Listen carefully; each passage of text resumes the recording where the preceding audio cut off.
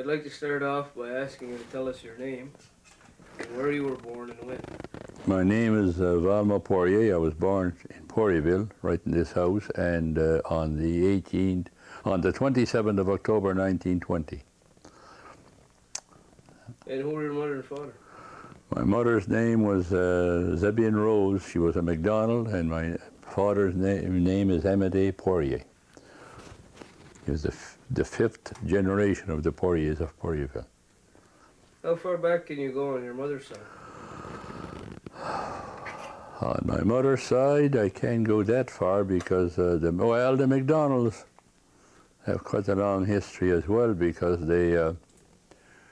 they came from a place that was called Westcott, Ireland, in 1758, I believe, and they were known as McDaniels, not McDonald's. But two brothers came over from Ireland and settled in Canada. One fellow settled in Inverness, and he kept the name of McDaniel, and the other person settled on what is known as Bernard's Island across from Putama, and he reverted to Catholicism and took the name MacDonald, M-C-D-O-N-A-L-D, not M-A-C, M-C-D-O-N-A-L-D. And the family originates from there, so they're a pretty old family as well. And she had three brothers and two sisters. The sister died young, but two of the three brothers became engineers. You probably heard of Harry MacDonald, who constructed the Cabot Trail, the road to the Cabot Trail. He was superintendent for the A.S. McMillan Company at the time. And my other uncle was an engineer with the firm in New York that built the Brooklyn Bridge. He was one of the firms there. And my other uncle was a captain on yachts for rich people in the States for most of his life. And my mother's sister was a seamstress, one of them. The other one lived in the States. I don't know too much about her. And that's about it on my mother's side. You mentioned that they were originally Irish, but was your mother, was she more Irish or more French? Well, it was a broken, they've been living in this part of the country so long that their language was mostly French, but they spoke with a brogue. You'll probably notice sometimes that I have some kind of a brogue. I've noticed often when I was lecturing in the Army, first aid, that one of the captains told me one day that he seemed to wonder why they paid so much attention when I was talking than when the others were talking, because they were talking the plain. But he said that he found out that it was some kind of a brogue that I had in my speech that drew attention, and that was part of the Irish brogue that, that descended, and most of them were like that. So that's about the only trace that there is. The first language was French, but they spoke English with it. Well, they came here and they spoke both English and French, but the first language was French, So that's about the size of it. But on my father's side, now I can go way back, like I say, 6th generation, close to 270 years ago, when Hubert Poirier Sr. first came here to Cape Breton. Cape Breton was a province then, and this was known as l'Acadie, and they came here and they were squatters, which you got, because the French had just been given back Louisbourg. After Louisbourg had been captured, the English had given it back to the French, and King Louis sent a bunch of people to try and hold l'Acadie, which l'Acadie consisted then of all of Cape Breton Island, PEI, New Brunswick, and part of Quebec was called l'Acadie in them days. And it was broken into provinces, of which Cape Breton was one of the provinces. And they came late in the fall and built along the shore, just little flimsy shacks, and we had a very severe winter that winter. So most of the younger people and the older folks didn't survive, and they died, so they were buried right on this property here, right where you come up on the driveway there with your car. It's part of the cemetery, and there was a little chapel on the way down, and I sort of got the map out for you. And on the chart, on the deed, now after a while, they recaptured Louisbourg, So when they recaptured Louisbourg, they started the deportation because the French people would not owe allegiance to the crown because they had to give up the papacy and transubstantiation, which is the turning of bread and wine. So some of them were deported and others fled. Rather than be deported, they fled to the woods. So they lived there until the British resented and allowed the French to live in this country, providing that they would owe allegiance to the Queen. They didn't have to vote out transubstantiation. So they settled back here, and they were each granted a lot of land. But then there was an awful lot of French Huguenots at the time, and those are French Protestants that were kicked out of France because they were Protestants.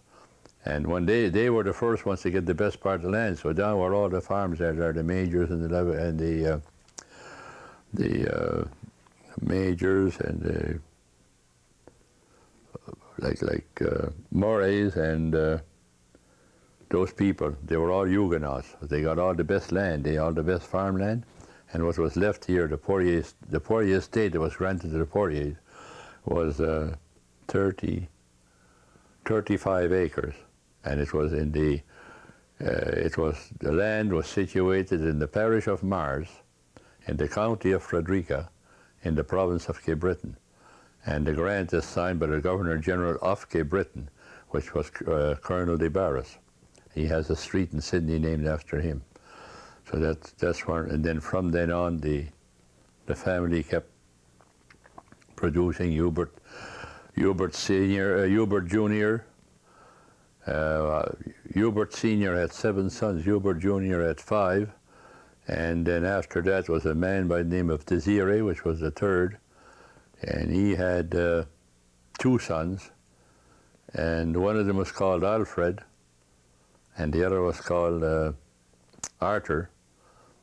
And Alfred had 2 sons, which was Emily and Alfred, my father. And he died when my father was 12 years old. My other uncle was 7. And it was his uncle that brought them up. They were living in this house here. And then after they separated and he bought, my father bought part of his land, and there was a shed where they used to store codfish down the foot of the hill there.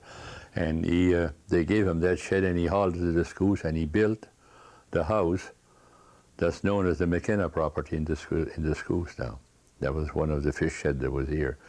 So then he took my father with him fishing at 12 years old on the Grand Banks, and my other brother grew up and took off for the States, and then he served in the First World War, and after the First World War he lived in the States.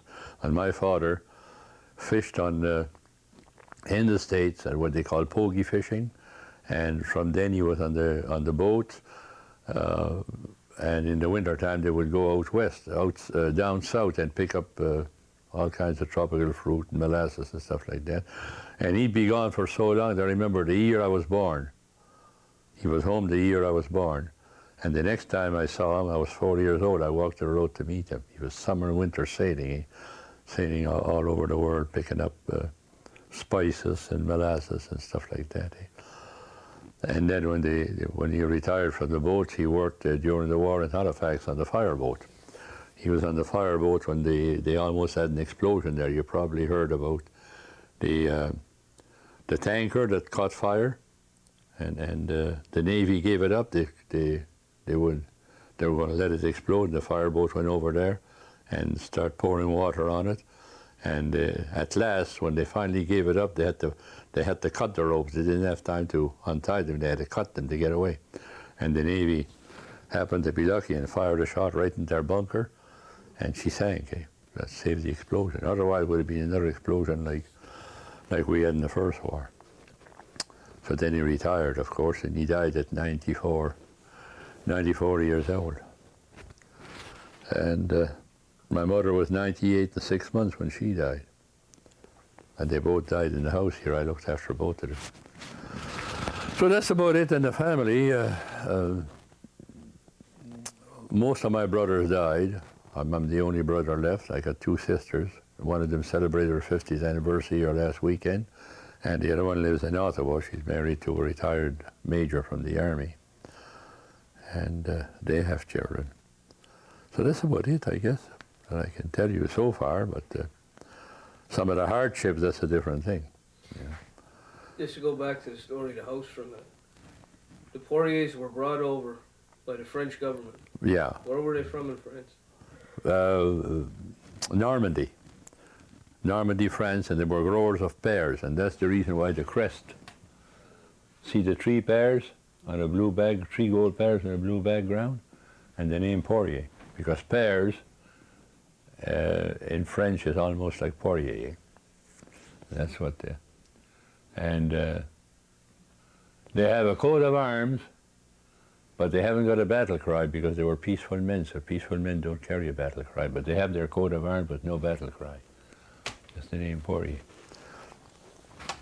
So after he came here, and there were Hubert Poirier? Pardon? Was this Hubert Poirier the first one to come here? Oh, Hubert Senior, yeah, there was 2 Hubert. Hubert And Senior. Hubert Junior is the one who Is the came son. on the Grant of Land, is that right? No, it was Hubert, old Hubert.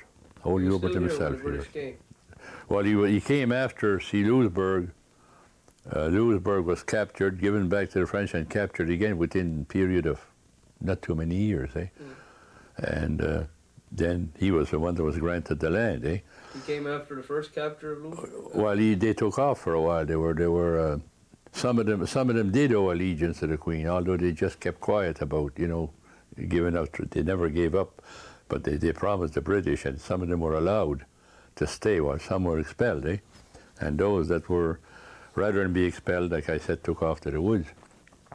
But he built a small little log cabin when he first came. There was only him, eh? Because there was other people, Acadians, there was people in Lordwise, and there was people in Petit de Gros, and they sort of intermarried. But when he came, he was alone, so he built a small little log house for himself. And after he got married and he started having children, he decided that he wanted a bigger house. So this is the time that he built this one, not the kitchen, but the house itself, eh? And they used to be fishing on the Grand Banks, because by that time he had his own vessel, and he used to fish on the Grand Banks, and they used to stop at the Madeline Islands to grub up in the fog. They called it grubbing up, get enough grub aboard the ship to get back to their home, eh? And did visit people that they knew there. They'd been there all summer. So they visited this gentleman here, and they had supper at his house. And while they were having supper, they mentioned that he was going to build a house, because his family was increasing by then. And the old fellow had been sick all summer, so he told him, he said, if you'll give me some provisions for the winter, he said, I have no provisions for my winter. If you'll give me provisions for the winter, he said, you can have all the wood that you want to build this house. Now this house here, the outside, is hemlock, 1.25 inch hemlock. The logs are hemlock, 8 by 8. And the walls here are pine, 1.5 inches, and they're on edge like that. They're grooved and tongue, eh? So you can imagine it took a lot of lumber and the shingles and everything, eh, to build it.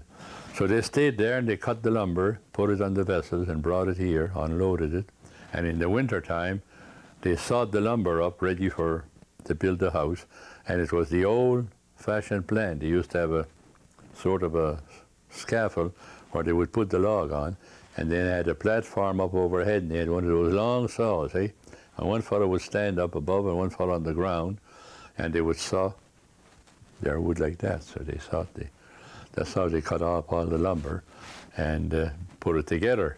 And then there was pegs and there was irons, bolts in it, eh? When we made those 2 picture windows there, we had to cut, the windows were narrow, and we had to cut 8 inches off of one side in order to fit the bay window in there. And we had to use a chainsaw. It was too thick to use a skill saw, or we had to use a chainsaw to cut the holes. And in that piece that we cut, we come across 2 wooden pegs, 1 inch, and in the center was an iron bolt. And that's how the house is put together. It's like a fort, But we did a lot of alterations. So at that time, there was a solid wall here, eh? Used to lead upstairs. And there was a mantelpiece right there. And it's in that other room there, and that mantelpiece was made all hand carved with a pocket knife. There's 100 different joints in it. And that's the way that the pains that they took to build those houses at the time. So it's still in existence. The only thing is it's a little drafty because it's a rock wall. It's not a cement wall, see. And of course that would make a difference. In them days there was no such a thing as cement. They used to make it out of lime and sand, and they used to joint the rocks together. Then after that, when cement was invented, it was a different thing. So there's 6 generations that lived in this. I'm the 6th generation in this house now. So is this must be the oldest house in Cape Breton? It's the oldest log house in Cape Breton. Is there any other house, period, older? Any other building older? Yeah, there's the Cosset House in Sydney. That's older. Because I remember when I was living in Sydney and they had come down to do a story of the house here at Cape Breton Post. There was a woman by the name of Eleanor Oddington that was a reporter. And I was selling insurance at the time in Sydney. And I walked into the Cosset House, and the old lady that was looking after the house, she was raving mad, you know. And she said, look at this, look at this. She said, that's not true, that's a lie, she said. And I started to laugh because I saw the picture of our own house. And she said, what are you laughing at? I said, no. I said, they made a mistake. I said, it was supposed to be the oldest log house in Cape Breton. I knew that the Cosset House was older. And so by God, she had them rectify it, make sure that it was had them correct the ad. Because the Cosset House was when the Reverend Cosset of Christ Church in Sydney, when they first, after the first invasion of Louisbourg, they came over and they built Christ Church, and right next to Christ Church is the Cosset House where the Reverend Cosset lived. There's even a street called after him. So that would be the oldest house. But this was the oldest log house, which is a difference, you see. And we had a cross down at the road there, and it said an ancien cimetière, you know, an old ancient graveyard. And in 1951, after I come back from overseas, I was foreman on the highway, and we were digging ditches on the old road, not the new road now. And there was Father Peter Bachardak, which is now in Pumpkin. He was going to college, and in the summertime he worked on the road. And there was a couple more guys there, and somebody just joked for the fun of it, said, we'd laugh if we hit a coffin. He no sooner said the word, and he drove the pick right through the wood, and we pulled out the skull and one of the crossbones. And of course, we knew then it was a cemetery. And on a Sunday afternoon, people gathered, you know, there was a line-up of cars, anything like that, they wanted to see it. There was a line-up of cars, and there was a woman from the States, and she read skulls, And she looked at the skull, and she said the skull was over 200 years old, and it was the skull of a mixed breed, which figures. Some of them escaped to the woods rather than be deported and married Indians, so they were mixed breeds. A lot of the Poiriers are mixed breeds, you know. So that's... that verifies the fact that there was a cemetery here at one time. You mentioned the chapel too. Well, the chapel is a little further over on the same piece of land where all the silver oaks are growing today. They're out there. There's a little foundation, and it's marked on the ground as a chapel, but we don't know if it's stone or logs. You know, we don't know anything about that. But we know there was a chapel there, and it's shown on the ground. Is the foundation still there? It's pretty well covered up now because there's so many silver oaks that grew. But I remember one time when there was no silver oaks there, and that used to be a garden. You could see the foundation because when you dig the garden, you'd hit the rocks. But now it'd be hard to find. But the location of the cemetery would be hard to find because it's on the grant. All you'd have to do is measure, you know. And who built that chapel? I don't know. I have no idea. No idea at all. There's not too much history about that. But Cape Breton was a province until quite a while, you know. Until the province of Nova Scotia got in trouble, and Cape Breton was a very rich province on account of all the minerals that was in Cape Breton. So they annexed, without plebiscite or without anything else, they annexed Cape Breton to Nova Scotia and called the whole thing Nova Scotia, because the governor of Cape Breton at the time never did like Sydney, but he liked Halifax. So they planned together and annexed Richmond County to Nova Scotia, and it became one province. But they tried after a lot to get back Cape Breton as a county, but they never could. What happened to Hubert Poirier's first house? His first lodge? It was burnt about 10 years ago. There's a fellow from France that lived about 2 houses from my place here, named Chapia, and he was burning the grass in his field one day, out of control in the barn. It was part of a barn, and the barn caught fire, and of course it was destroyed right down to the ground. We didn't have fire department then, and that's where the first log house landed. How did you assemble all this information? Where did you get it? It wasn't easy. It took me quite a few years.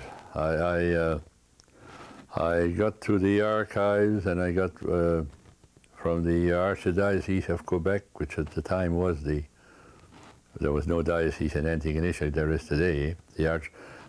All of Cape Breton Island was run by the Archdiocese of Quebec, and bits and pieces that I got from different library books and stuff like that.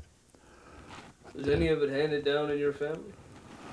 No, there was never. They never took interest in it. I'm the only one that ever took interest in it. I started wondering because I knew it was an old house, and I knew it was a graveyard by the Grand, And I started digging and digging and digging until, I found whatever I could of it. But I still would like to find a lot more because I got an awful lot of relatives that I've never seen or heard of, Every Poirier you hear somewhere around is a relative, because they all descended from old Hubert. He was the first one to come over, you see.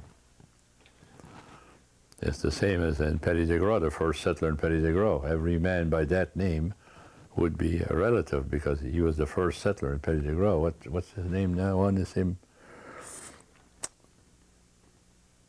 But anyway, I'm not. I'd have to look in my book for that. I can't remember. Now over here, at one time, there was, during the fishing days on the Grand Banks, there was nothing but vessels in the harbour there. All you'd see would be masts. Everybody owned, like my old Hubert had a vessel of his own, and his son had a vessel of his own, and then his grandson, when he grew up later, had a vessel of his own. But the grandson died young. He was father's father. Then father had his own. And each person had either a pink, what they call a pink is a small vessel pointed at both ends, or they'd have, some of them even have a three-master. And then down at Levick House there, where the McNeils are now, he was a fish chandler, and he had as high as 5 or 6 vessels, and all the people from around here would work as a crew on that vessel, And then further up there, Grouchy, old Grouchy, was a ship chandler too, and he had a bunch of vessels, So it was quite a commerce. And at that time, they went out and they caught lobsters, and no matter how big or how small the lobster was, they'd fill the dory up, they'd get 1 cent apiece for the lobsters at the time. And they didn't get money because they were equipped in the spring with fishing gear, and in the fall, they had to pay for their fishing gear, and if any money left, they got it. There wasn't, well, they didn't have anything. They'd have to barter for their winter. The women would do the farming, look after the cattle and do the farming, and then in the fall, they'd have probably butter or eggs or stuff like that, which they would go to a store and bring a couple dozen eggs and probably bring back a gallon of molasses, something that they didn't have themselves. That was the way that most of them lived in those days. It was hard work. Were there any other families original to Poirierville? You said Hubert was one of the founders of the place, I guess. Yeah, Hubert, yeah. Well, some of his sons, if you go through, there's Hilaire and there's all the older people. Like the way that you can figure them out is in the olden times they used to go by the name of the father when they name you. Like for instance, if they name me, they say Valma Amédée. Well, now if you go through and you'll find out that there's Joseph Hilaire, there's John Dominic, and So all them Dominics, all them people that they mentioned in there were all descendants from old Hubert, eh? So that they would be known what descendants they were from, which one of the sons of old Hubert was a descendant. So you'd have to go back pretty well to see. The trouble is that there was no church at the time in this part of the country. There was one missionary which used to go from Shettycamp to New Brunswick, and therefore they wouldn't be around too often. And the first chapel that they had in Ayrshire before they even had a cathedral, when the first church burned, some of the records, the old records, were burnt as well, so there's no way of tracing. If you could find old Hubert, then you could go through the books after and look for the names, and because when they're baptized, the name of the father is in there as well. So that's why it makes it so difficult to trace all the Poiriers. But I know that they're all related, but it's hard. Like I say, I got lots of relatives. I don't even know their relatives, but they are, because now it's a little easier on the McDonalds, because most of my relatives in the McDonalds, I know them. You see, you take down like Eurydice Leblanc's mother and Emile Benoit's wife, and they're all first cousins. They're all my mother's brother's children. See, those are a little easier to trace than the Poiriers are. Do you know the history of any of the other families in Poirierville, the Backerdacks or the? Well, the Backerdacks, they were Basques, they called. You know, that's not really their name. They change their name so often. They were Bacardos, and they came from Basque, France, eh? And they settled around here along the shore fishing, but they didn't stay. They didn't remain here. They'd go back to their country until later in the years. They decided to build around here, and there was only two families of bakers. It was Agapi and what was the name of the other one now? Agapi and I can't think of the name of the other one. Alec.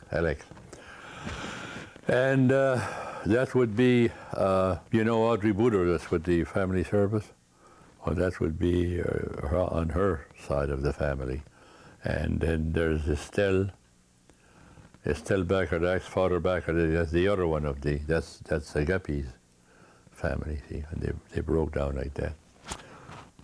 That's the generation. Now there's the, I don't know where the bonus came from, I never traced that, but the Ransons was the same thing. The Ranson was one of that was granted land next to the Hubert's estate, going west. He was at the garrison in Louisbourg when Louisbourg was captured, and they escaped and eventually were granted land down here. But I don't know too much about the others, because like I say, it's quite a chore just getting your own without trying to get somebody else's. But there used to be a factory down in Capella Road where Alphonse Sampson lives now. He has his farm. There was a fellow who had a factory there. I remember Father telling me about the men bringing the lobsters, and the women canning them. They were canning lobsters then, but they never saved the bodies. They just saved the tails and the legs, and the bodies would be thrown in a pile, and that's what some of the people used to farm with. They'd plow them into the ground and farm.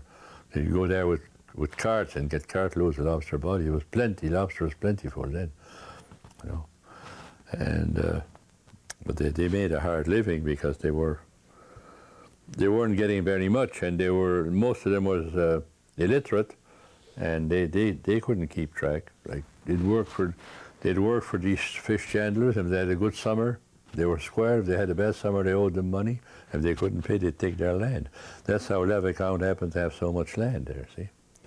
And where the Britons are now, that's another family. They came from during the potato famine. The first Mickey Britt landed in Rocky Bay, and then some of his sons bought the land where the Britton farm is now. You know, the big barn at the road there, Hans Britt's farm, and all the way down, they bought that land. My great-great-grandfather could have bought it at the time for little or nothing, but you could look from here and you could see the schools. There was no trees at all whatsoever, and they were interested in wood for building vessels, eh? So they didn't bother with it. And look at it today, you can't see. And Alphonse Britt and Jim Britt made a fortune selling logs off of that land, just to tell you how quick it grows, you know. But they had an opportunity there. Do you remember your father's vessel? Yeah, he had two. He had one called the Pink, and he had one called the Cocombe. And the reason, cucumber, the reason for it was pointed at both ends. Eh?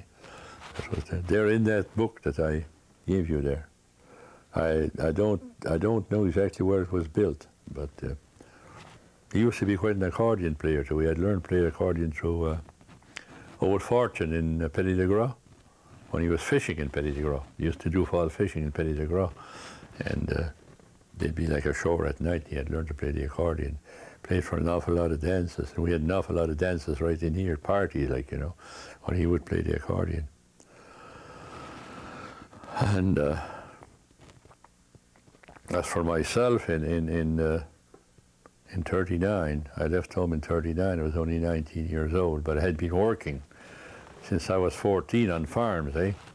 And the day the war broke out, I left home the next morning to go join the service. I was joined the Navy, and I got turned down. And so then I started working where they built the airport, where the airport is now. It was for Army planes there, the big hangars. And I worked there for a while, and then in 1943, I was called back. It was to start recruiting. I was called back for the Army, and I passed A1.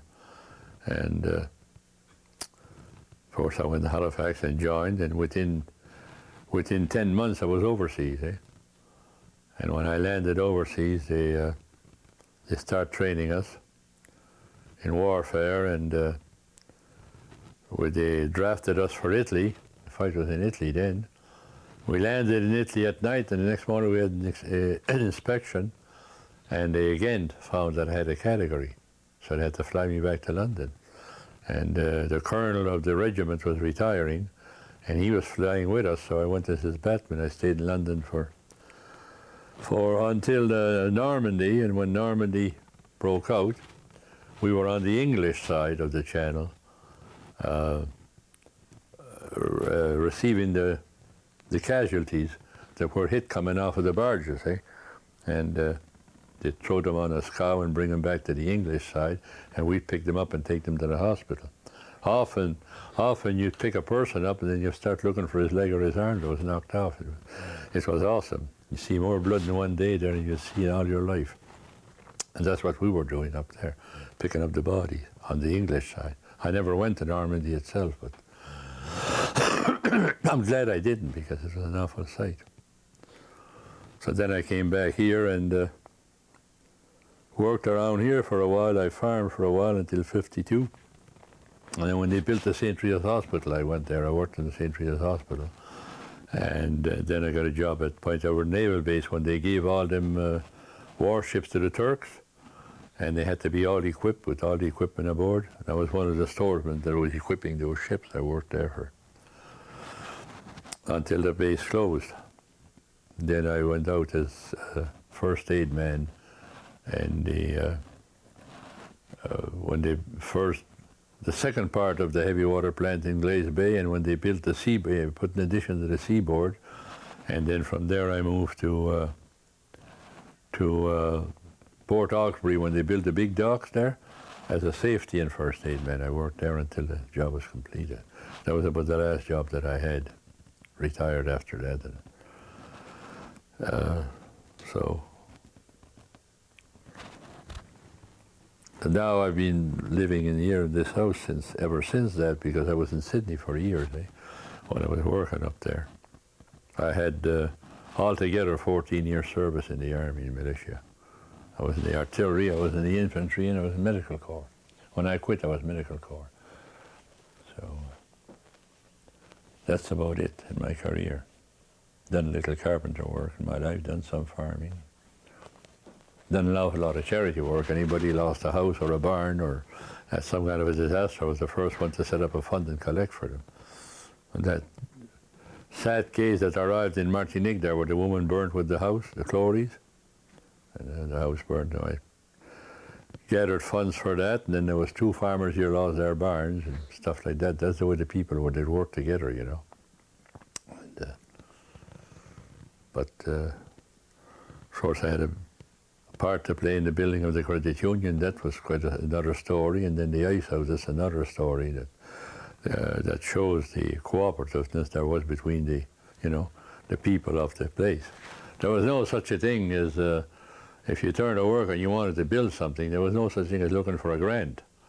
You got together and you built it. You went in the woods and you cut the woods and you put the building together and you built it. Everybody donated their labor. Today, if you build something, right off of the bat, they want a grant from the government, you know. There's no such thing as that. There was no old age pension. I'll go back a bit. Go back and talk about the vessels and the fishing first. Well, most of them, a lot of them fished on the Grand Banks, eh? Did your fathers? Yeah, father fished on the Grand Banks. My grandfather, my great-grandfather fished on the Grand Banks. And they'd go there, they were caught fishing in the Grand Banks.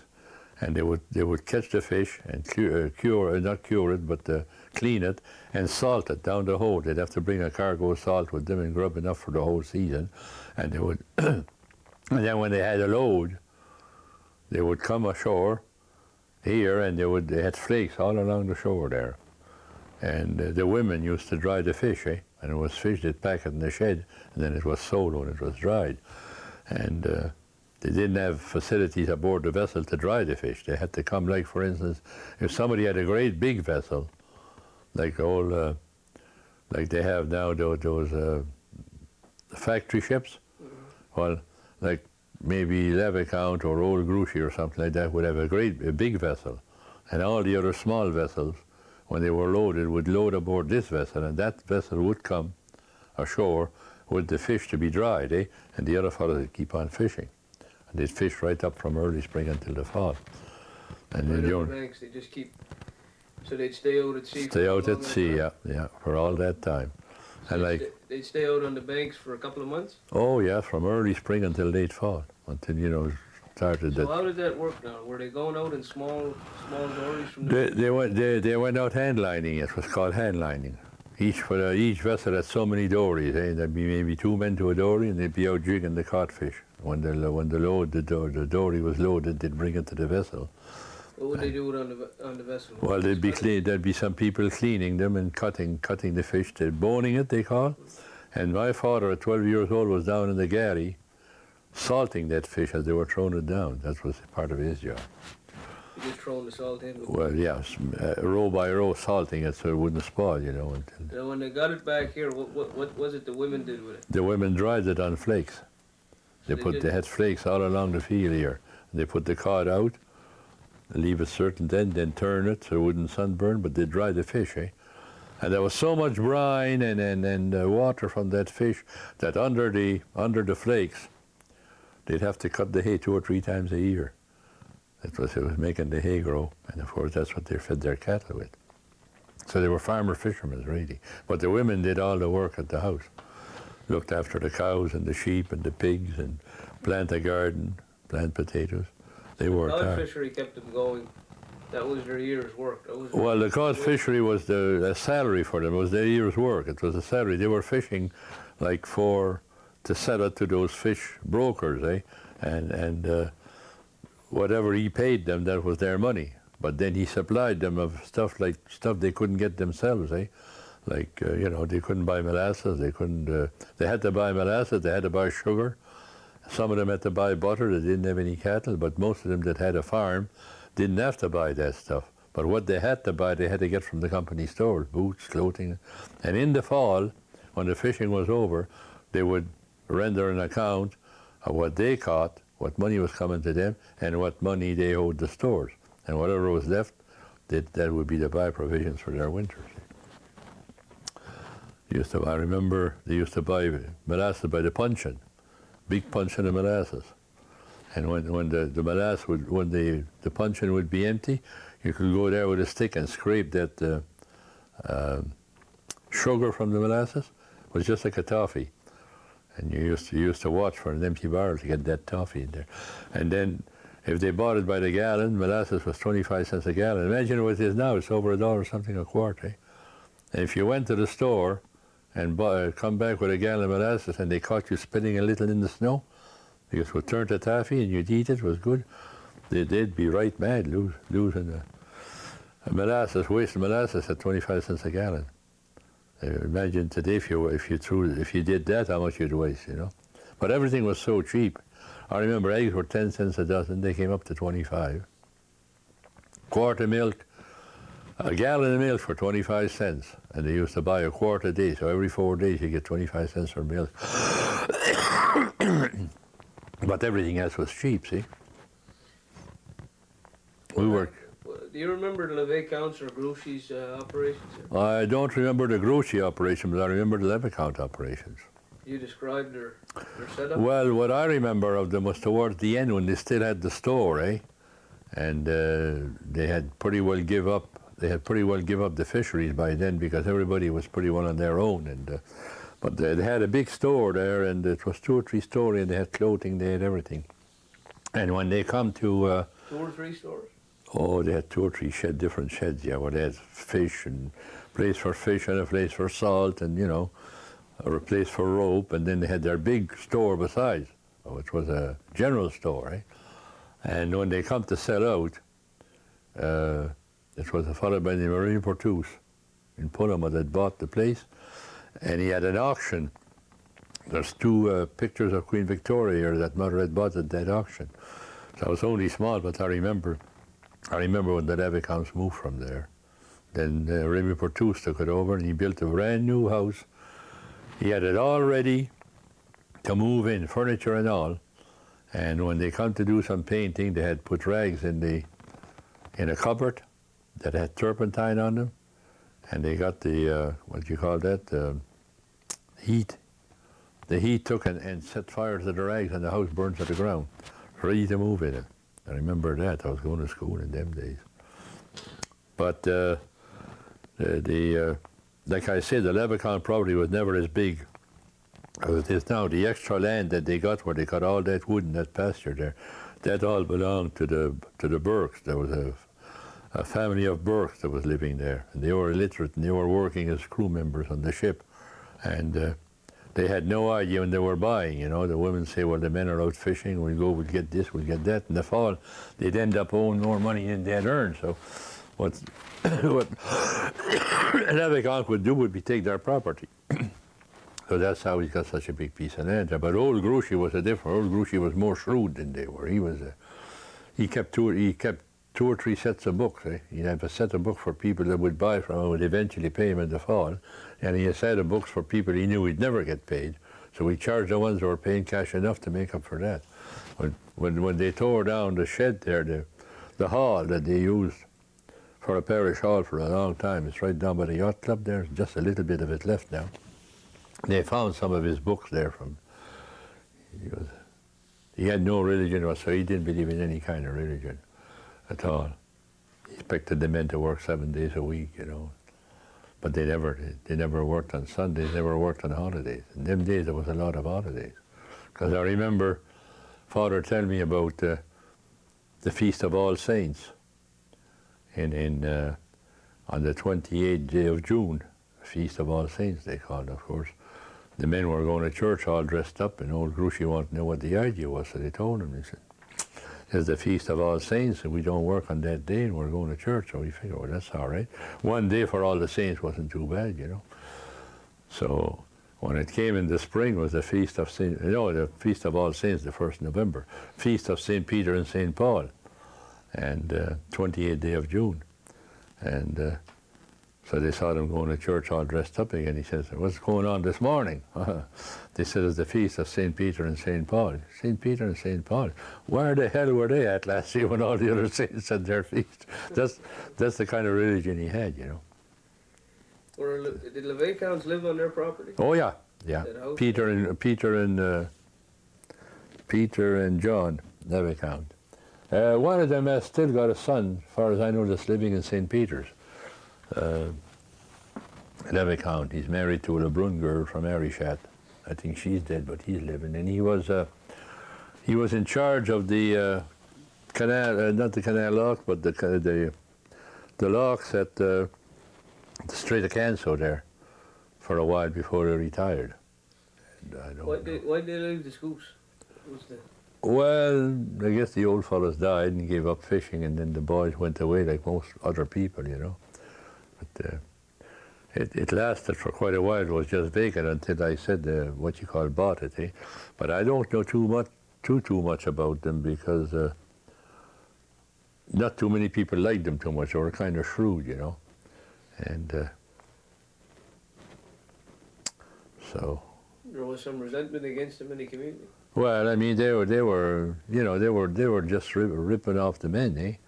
Until like now, on the western side, going to the schools, on the left-hand side, going to the school, there's a big vacant piece of land there where there's a fellow from Petit de Gras living there, and Paul Gould is living there.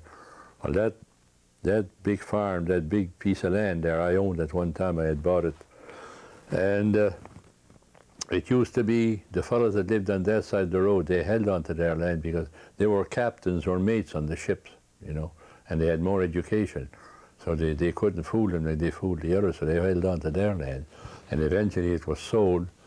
It was vacant for years, and a cousin of mine named Arthur L. Poirier decided to start farming, and he bought the land through DVA because he was a First War vet. He was a male nurse in the First War. And that failed. He didn't control it very good, and that failed. So then the DVA sold the property, and that's the time I bought it, when I was farming after the Second World War. And then after that, I sold it. I bought it for $125. Six chains down. There was 6 acres in the whole thing for $125. And I sold it to Fons Britt when I went to Sydney for the same price I had bought it, and he sold it to a Boudreaux fellow from Petit de Gras. Sold the whole thing to him, and I think it was somewhere around $1,600 he got for it. He had bought it for $125. So, but now as far as when did your father get out of the Grand Banks fishery, and why? Well, he started going. He started going. They heard about pogie fishing in the States, in Montauk, and there was more money in it, so they left and went to the States fishing. And when they were turned down from going to the States after they had this fight over tariffs, when was that? The reciprocity during the Bennett years. Bennett put a tariff on some goods going to the States that hadn't been there before, and the American government retaliated by stopping the people from Nova Scotia that went fishing in the States, or to have a passport. In order to have a passport, they had to be able to read and write, and a lot of them couldn't. So they had to go to night school, and that was the comical part. We had night school in the kitchen here for a while, and we had them in different schools. People 45 and 50 years old in grade 1. You know, it was comical. They never learned to read or write in their life. Who taught the night school? A fellow by the name of Danny Sutherland from Arishat. He used to be a registrar of deeds. And there was another fellow before that, Scott Nelson. Scott Nelson was the first teacher in Poirierville here. And he used to board around here because he lived in West Bay, yeah? And he used to teach them night school at night here in the wintertime. And some of them, most of them through the winter, learned to read and write enough to get to the States. But once they got there, they figured they would never, if they come home, they'd never get back. So they stayed there. A lot of them are from around here that are living in the States. That's the reason why, that they're up there. But my father took a chance of coming home, and then he was stopped at the border the next spring. So that's the time he went on the lake boat, see? So he was never ashore too much. So why were they using your kitchen? Well, like I said, in the wintertime when it was cold, to save fuel, we used to move in here. This became our kitchen. And that kitchen there was vacant, you know. So there was nothing. Your kitchen? You mean this became the kitchen for the winter, yeah. You know, and then the kitchen would be vacant. I say you wouldn't have to keep any fire in there. We'd keep, like, if Father did any carpentry, he did it in there. Like in them days, if somebody died, You didn't buy a coffin, you made the coffin. Everybody went in the woods in the winter time and they looked for pine trees and they would cut them into boards. They would dry them in the loft of the barn. If somebody died, the carpenters, the men that were carpenters, would come over in the kitchen. They would build the coffin, and the women would come over and line it outside with black and inside with white. And the person would lay on the bed until the coffin was ready, and then he was put in the coffin. That's the way the wakes were in them days. And they'd use it for things like that, like for credit union study clubs or for... You want to tell me the story about the study clubs? Well, the study club started long before, in 1936 actually, Depression years, eh? And when they started the anti-Ganesh movement in anti-Ganesh, Dr. Cody was going all over, you know, teaching, and we heard about it, so we decided to take part in the study club. So we got together, 26 of us, and we didn't have a place to meet. Well, there was a schoolhouse, all right, but this was kind of disrupt, so we built benches around it. The kitchen was all in one then. There's not that wall where the table is, wasn't there then, it was all in one. And we built benches around there, and we decided we'd have our study club here. And we started studying the cooperative movement. And we had agreed that each one would pay a dime or 25 cents every night they'd meet to start raising a fund to start up a credit union. And there was one fellow in particular, they were so poor, there was 3 of them in the house, that they couldn't even afford the dime, so he'd bring a wheelbarrow full of wood. And we'd pay his dime for him. We started the credit union. But before that, we had what they call a cooperative buying club. John Tobin in Halifax had a big wholesale, and we used to order a carload of food, barrels of flour and bags of sugar and boxes of tea, and it would come to Grand Anse. And you'd go with oxen and horses, and you'd unload the car and bring all the stuff here, eh? And as they needed it, they would pick it up, and in the spring, when everything was sold, they would count up the money. If they paid more than they were supposed to pay, they'd get a rebate, and if they paid less, they'd have to pay the difference. So that's how the cooperative store started, from that. Eh? Then they turned to work, and they got more members, and they built a cooperative store. But in the study club here, it was to study all those things and get people who were able to handle. You shut off the stove there? Yeah. Okay. Yeah. An interesting story in the study club, because the credit unions in Quebec had started years and years before that. And the Caisse Populaire of Lévis-Quebec was one of the big credit unions there in Quebec. And we were having our study club, and we decided to open the credit unions. Dr. Cody was here, and J.J.H. MacDonald, they were big shots in the cooperative movement, and Arthur L. Poirier was one who was very interested, and he was pretty well educated, and a bunch of us in the kitchen there, and there was a fellow by the name of Eddie Lawton that lived next door. He was supposed to be called the millionaire of Valma, and he was up here too, trying to help us out with forming the club. So ways and methods of running the club, and of course this fellow here had been manager of the Caisse Populaire in Lévis-Quebec, see, and he started talking about the way they did it in the Caisse Populaire of Lévis-Quebec. So Arthur had stopped. He said, Caisse Populaire, that he used to read a lot, you know. La Caisse Populaire de Lévis-Quebec, he said, isn't that the credit union that was robbed, you know? Geez, the fellow turned the color of the sheet, he turned right white. So after he left, Arthur said, you watch, there's something wrong here, you know. He used to drive a big Cadillac, and he used to pay everybody. He used to buy salt, barrels, nets for the fishermen, and he'd meet them at the wharf with a 40 ounce, and when they'd come in, it was cold during lobster season and all that. All kinds of money. He had built a big shed, and he had repaired all the house and everything. So anyway, the story spread, of course, about the millionaire of Almadam, and Charlie Mulsor from Arishat, He used to be the fellow that looked after the wharf when they were hauling freight to Arishat. He was the freight handler there, or what they called him anyway, the purser. And he had a daughter called Elsie in Montreal. So they were writing back and forth, and he wrote her, and he told her about this Lawton, this Edward Lawton, the millionaire, you know.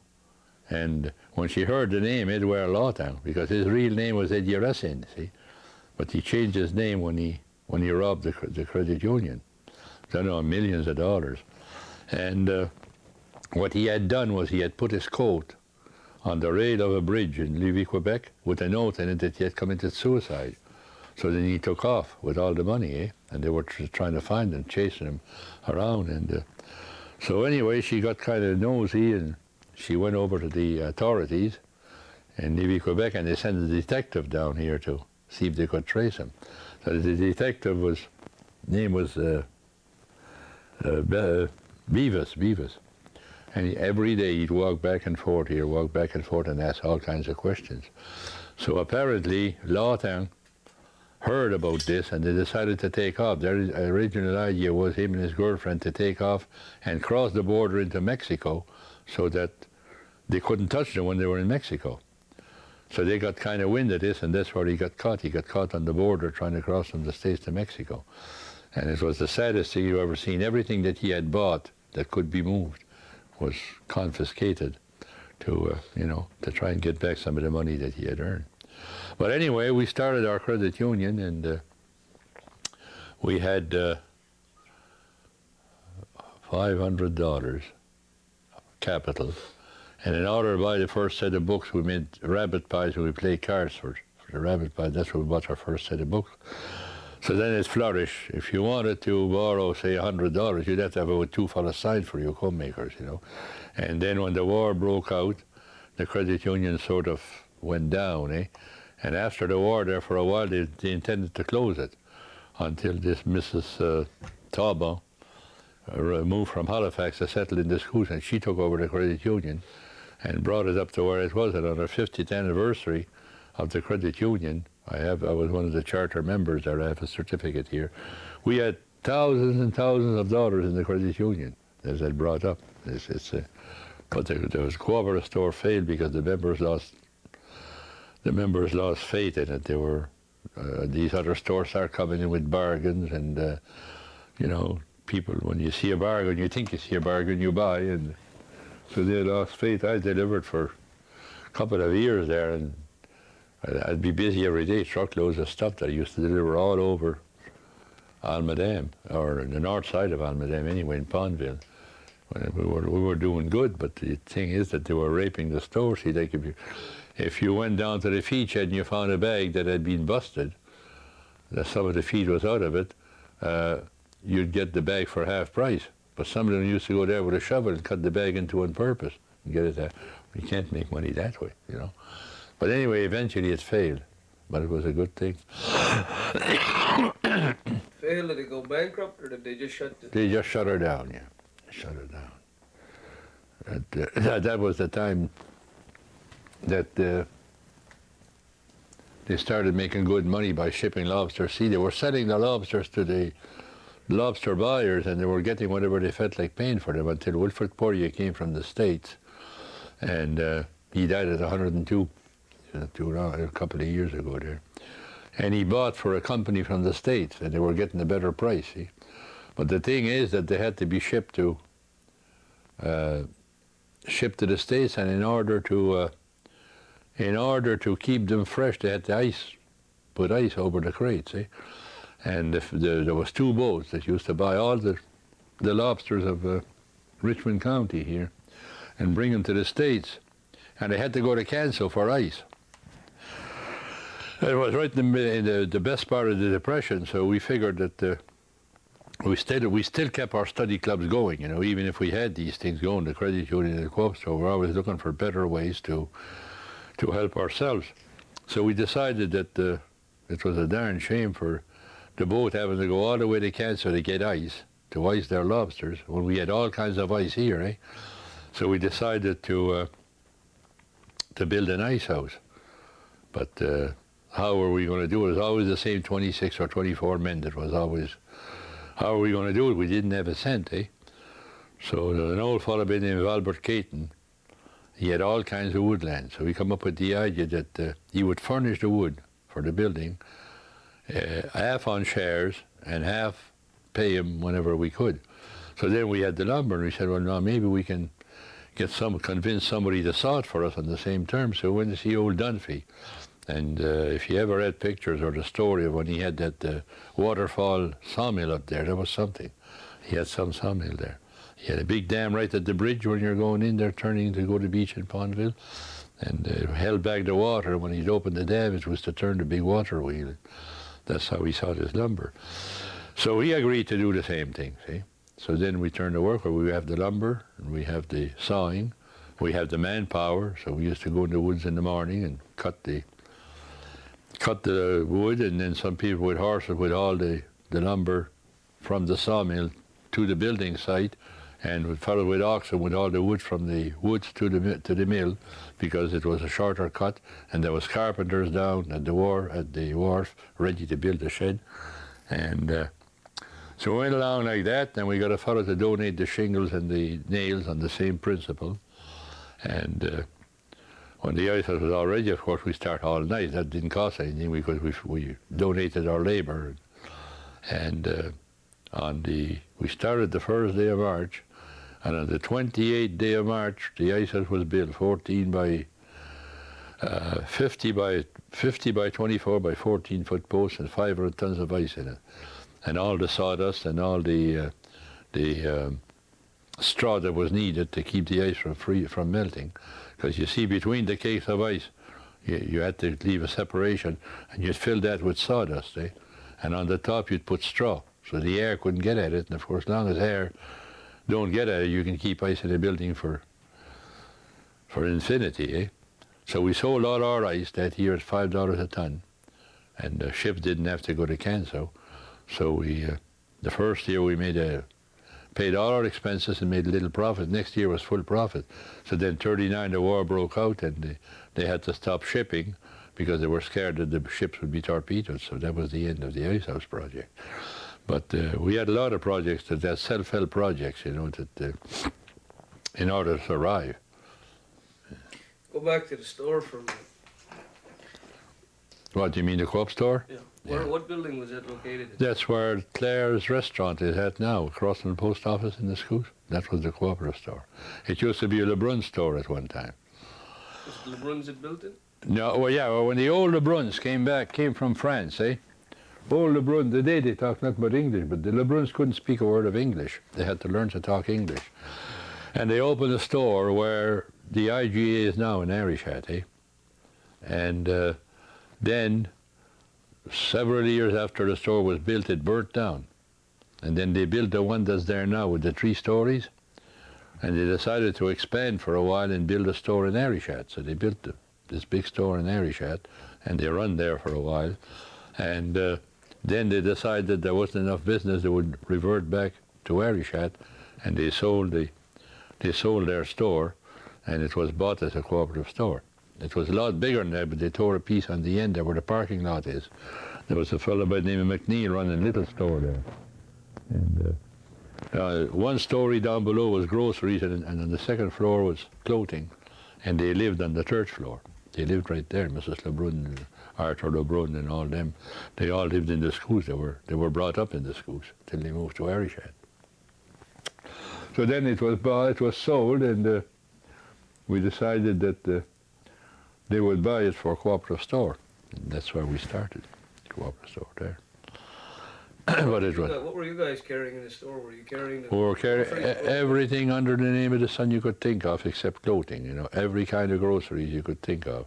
Feed, and for the cattle and stuff like that. And they used to buy from the farmers, like if you had turnips to sell, they'd buy them, because the people that didn't have them would go to the store and buy them, and you know, we used to sell a lot of our stuff there. And we'd go around taking orders, eh? I had a horse and wagon, and they would call up and give their order. When you deliver, the next day you deliver. If they had an order, you take their order, and then the next week when you went delivering it, we had a delivery system. It worked well for a while, but then of course it started like everything else. Somebody has built a store and they try to cut your throat, cut down the prices, and people would fall for that, and there wasn't enough business. And then it was robbed once, and so that doesn't help, you know. So anyway, it went out of business. We still don't know what happened. The old fellow that was running the store used to, he lived about a couple of 100 yards from the store, but every night his two sons used to meet him and walk him home because they had no safe at the time, and they'd bring the money home, see, and they used to walk him home. And this night, for some reason, they didn't walk home, he went home alone.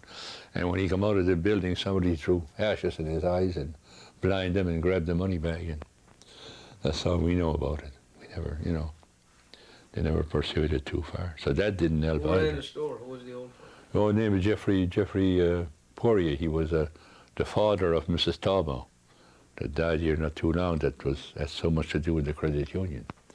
So we don't know what happened. You can have your doubts, but you know, I don't know. You can't make any statement that you can't prove. So. Jeffrey Poirier was a local person. Yeah. He was a local. He was a son of Captain Frederick Poirier, which was one of the first settlers of the Poiriers. One of them is still going back there. There was, you know where Donald Cameron lives now? Mm-hmm. Well, Captain Leone Poirier is the house that's bed and breakfast in the schools. Yeah. That was Uncle Larry lived in there for years, my mother's brother. But it was his wife's father's house. He was a captain. A lot of them were sea captains. Anyway. And Frederick Poirier next door, where Donald Cameron lives now, the three-story building there, that used to be an hotel at one time. And right across, on the road coming down from Arishat there's a big house on the hill. It's Russell Poirier's father's place. When the old lady was living there, that used to be a boarding house. Because in them days there was no cars and there was no bridge at the passage there, eh? They'd bring the horses and on a scow from Grand Digue to Martinique, eh? And then unload them, and then they'd have to come over, and if they were here for an length of time, they had to have a stable for the horses, and they had to have a boarding house. So they used to board at this hotel, and then they had a big barn in the back where they put the horses, eh? And in Arishat there was 3 of them. Where you people are working now, that was an hotel. Across the road, the American House, and then there was another one called the Silver Oaks Hotel. And then there was a Mahoney further down the road in the turn there, and he had a boarding house and he had a stable. And he used to have a big sign down at the road. I saw a sign somewhere, a place for men and beasts. He used to board the horses and the men as well. They had to have stables, see, because there was no... And then they'd have, some of them would have to rent horses. Some of the salesmen would come, and they were brought over in the dory, because the horses had to be brought on a scow. They brought from the mainland to Almadam on a scow, and then they'd have to go around peddling their goods. They'd have to hire a horse and wagon. So the McPherson House in Grand Tans was where they used to rent the horses. There was a big stable there. Them were real old, in the real old days, not my time, you know. What was the name of the motel where Silver Dawn lived? I don't know the name of the motel. It was just the Poiriers that owned it anyway. It was Frederick Poirier that owned it. Or what was the, you said the co-op store had competition. Who was the competition? Who else had stores? Well, Omer LeBlanc came out of the Air Force after the war and built that big store that's in the schools there now in the corner. His wife is running it now. And at that time there was 2, 3. There was 4 stores in the schools at that time, all competing against one another. Well, Omer LeBlanc had a store. There was the cooperative store. Paulie Fougère had a store in the schools. That's where the old Frenchman, you know, where the sign is on the garage there, the smoking with the X across. GST, you know, that next to the big hall there. That was a store. And further up the road, right at the bridge between Punamou, Thomas Foucher had a store there. So there was all kinds of stores, you know. And here in Poirierville? No, in the schools. In Poirier here, we had three for a while, two most of the time. Irene Major died not too long ago. She had a store down where you turn to go to Bonar Road there. And right down here, the White House, he had a store, Simon Poirier. And then Fons Britt opened one for a while. We had one in that room for a while. Father, after he retired there, you know, just handy shops were. But big stores, there wasn't that many big stores. And then, of course, the shopping centres opened in Port Hawkesbury, and that put the kibosh on everything. Everybody went to Port Hawkesbury to shop, you know. They still do, as far as that goes. What happened to the credit union? You said there was trouble with the credit union and they were going to close that up too. Well, the reason the credit union, see, that most of us fellows that belonged to the credit union, the old fellows that passed away and the younger fellows were at war. And the real young people weren't interested in saving, see, so there was the bank wasn't doing any business.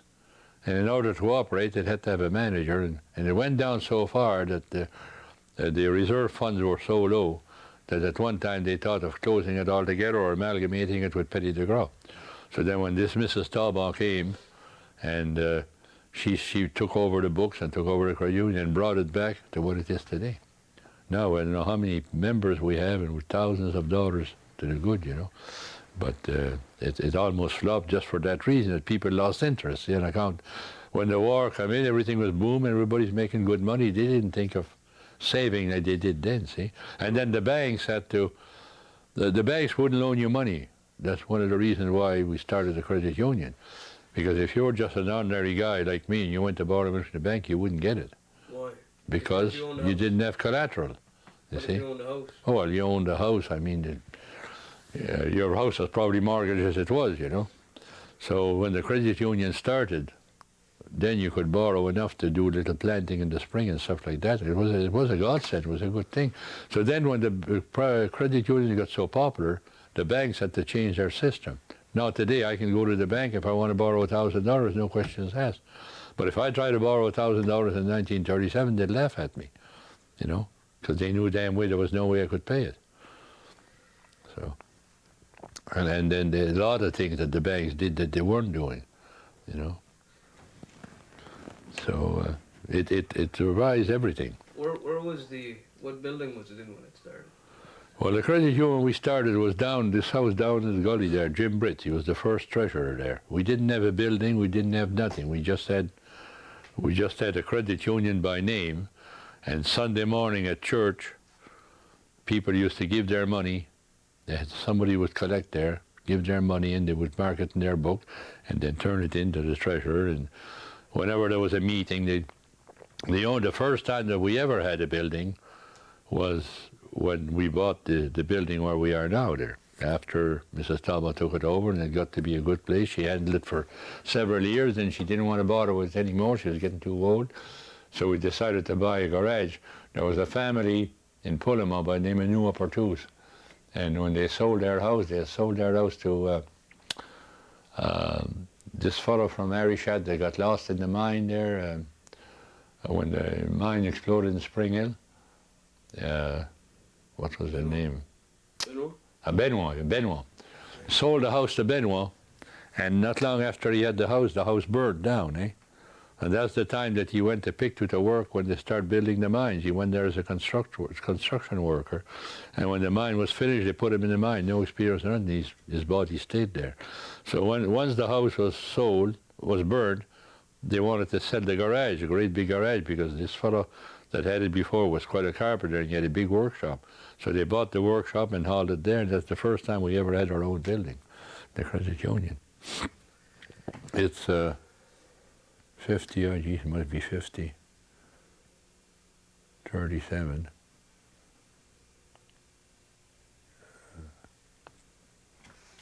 39. Oh yeah, it's over, must be over, close to getting 60 years old now, the credit union. Because I wasn't very old when it started. Like I say, I was about maybe 16, 17. And we celebrated our 50th anniversary quite a few years back there.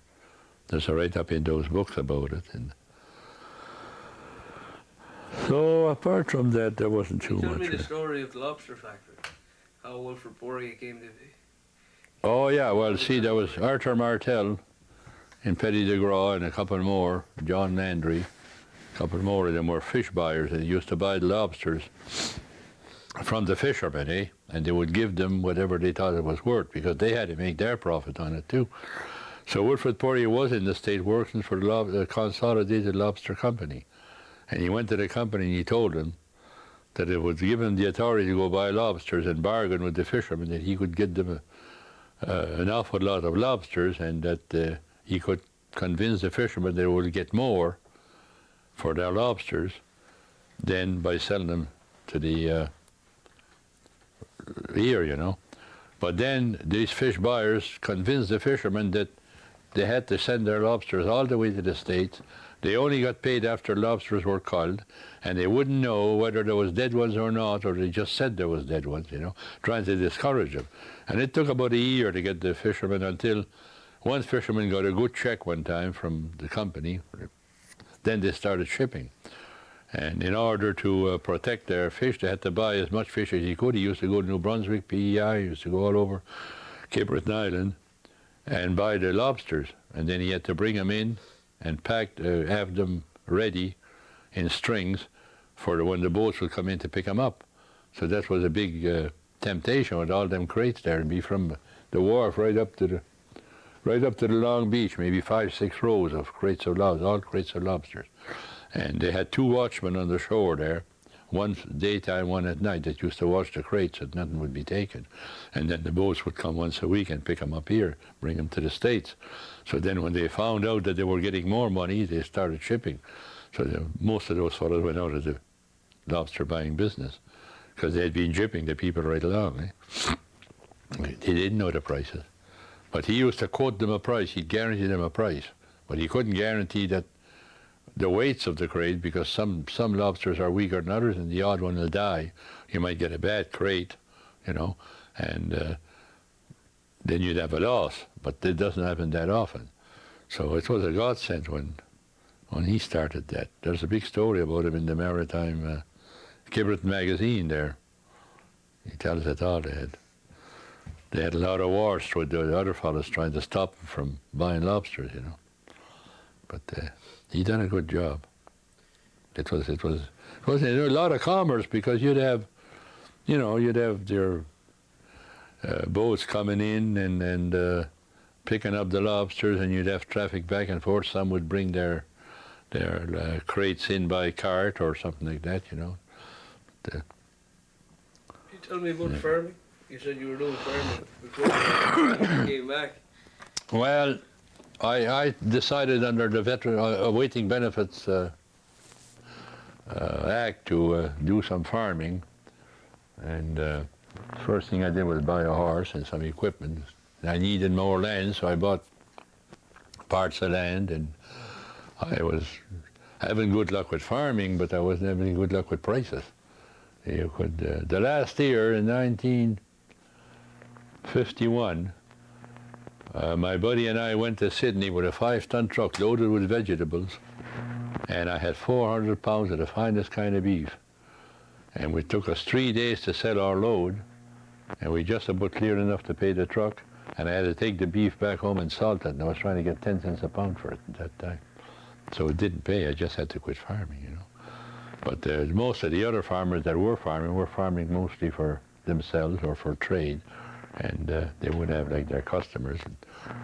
But farming around here didn't pay at all. What was the routine of the farm? You planted a garden, I presume. Well, you planted all you could. One year I had, in the fall, I had 22 by 5, that'd be 110. I had 110 bushels of potatoes alone for sale, and I had over 100 bushels of turnips. And it wasn't small, you know, it was quite a bit. Besides all your other stuff, your beets and your carrots and your parsnips and your cabbage that you had to grow. You need a lot of land. Then you had to grow enough hay and oats for your cattle. We had 3 cows, and we had a ox, and we had a horse. We always kept 4 pigs a year, 2 in the winter and 2 in the summer, and chickens and ducks and stuff like that, you know, so you didn't lack anything. But the only thing is, you didn't have refrigeration like you have today. You'd have to dig a hole in the snow and bury your stuff in the snow, or hang it up in a shed with drafts, so that it would stay. I remember a quarter of beef, you'd hang up a whole carcass in the shop, and you'd go there in the wintertime with a saw or with a knife and slice of beef off of the quarter as you needed, until the spring came. Then when the spring came, it started to tough. You had any left, you had to salt it. It's the only way you could keep it. There was no refrigeration in them days. It was hard.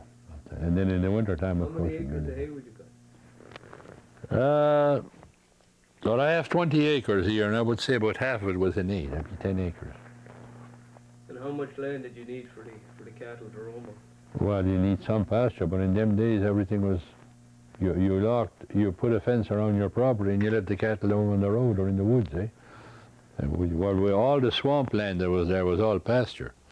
But you see, I had that big piece of land in the schools there where Paul Gould lives, in that big house there, a fellow from Petty de Gras, and I had another piece down next to Levicoun's down in the schools that I had bought. So that was my hay land. Everything here was pretty well used up for the farm and the pasture. That's how you. When you were just farming for yourself, how much would you have? And how many barrels of potatoes would you take on? Just to feed the family. Feed the family. Well, you wouldn't only have it to feed the family, because you'd plant, well, we'd say 2 barrels of potatoes, of seed. And that should bring you, in them days, when you're using cow manure and stuff, it should have brought you about 40 barrels of potatoes. And a lot of them the smaller ones, you picked them, the big ones you kept for yourself, and you sold the odd bag. And the smaller ones, you kept them separate, and you boiled them, and mashed them with cornmeal and fed to the hens, you know. So you had to grow a lot more than what you needed just for yourself. You grow mangos or sugar beets for the cattle, because like you couldn't feed turnips to a cow, eh?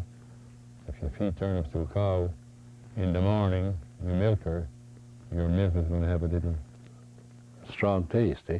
So you fed them mangoes or sugar beets. If you had an ox or young cattle for fattening, you fed them the turnips. And so you'd have to grow a lot more than what you were using. You know. And how would you store the vegetables? In the basement. You made bins there was no furnace then, eh? So you make bins in the basement and put your stuff in there. They would keep all winter. And the cabbage, there's certain ways though you had to put them. And your potatoes were all right if you put them in the bin and spread lime on them. And your turnips would be in a bin by themselves. You may put straw on the bottom.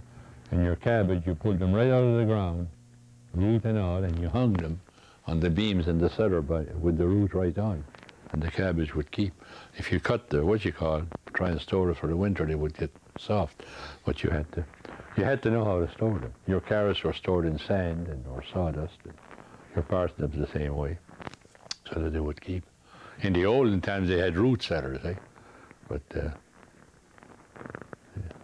gee, that thing throws a heat, doesn't it? That light. What time is it, by the way?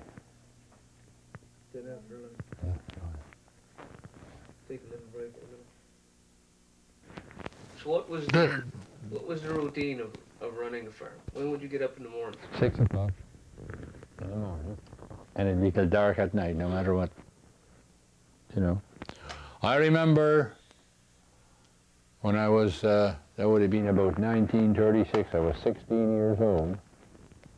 I worked 10 hours a day for my cousin on the farm at 10 cents an hour, make a dollar, and come home and milk 3 cows and feed all the cattle, do the chores after. And then I'd have to do the same thing in the morning if I went to work. So you'd work about 12, anywhere from 14 to 16 hours a day before you'd be all through with that. Milk your cows, separate your milk, and, you know, feed the calves after, and feed the cattle. And then in the winter time, of course, before we head for the woods, so you have to get up early. It was an antrim, go feed your cat and milk and then head for the woods around 7 o'clock in the morning. Couple of hours later, but almost dark at night. It wasn't easy jobs, hard work. And I remember when we used to buy our coal, the vessels would come, would go to either Inverness or go to Glaze Bay and load up with coal, big vessels, and they would come to the wharf, and you would buy your coal by the ton, So you could take a half a ton in a cartload, and when you see the vessel coming outside there, you'd know there was the vessel coming with coal, and the teams used to start gathering. And I seen from the head of the wharf right up almost to my place here would be team one behind the other, because you had to try and get your coal while you were able to get it, And all day long, that's all you see was a parade of teams getting the coal from the vessel and hauling it home. And then you'd dump it outside, and you had to put it in the bin for the winter inside so it would stay dry. But in them days, there was a lot of coal use. Now there's hardly any. Tell me about cutting the wood. Well, at first it was with the double bit axe. You see, the double bit axe. There was no such thing as a saw. They started after with the buck saw. And you'd be up there, and you'd have to chip your tree, cut it down by axe and limb it, and then come home and cut it by axe and split it. Then they come out with the buck saw, they call it. This little saw with the. So that was a little bit easier, not just still hard work. But you'd leave in the morning, and you'd bring a lunch with you. Usually you'd bring cocoa, a half-gallon can of cocoa, and you'd make sandwiches and put them in another can. And when dinner time would come, you'd light a fire from the branches of the wood that you chopped, and you'd warm that up, and that was your dinner, because you never had anything else to eat till you come home for supper. You'd have a big supper when you get home at night, and maybe bacon and eggs. I remember one time, I was right young, having 6 eggs and a pound of bacon for breakfast before going shopping. Now that's a big breakfast, because you weren't going to have another bite to eat, and I could eat in them days. You'd never have another bite to eat till you come home at supper time, apart from what you took with you, cocoa and stuff like that. And during Lent was even worse, because you were fasting.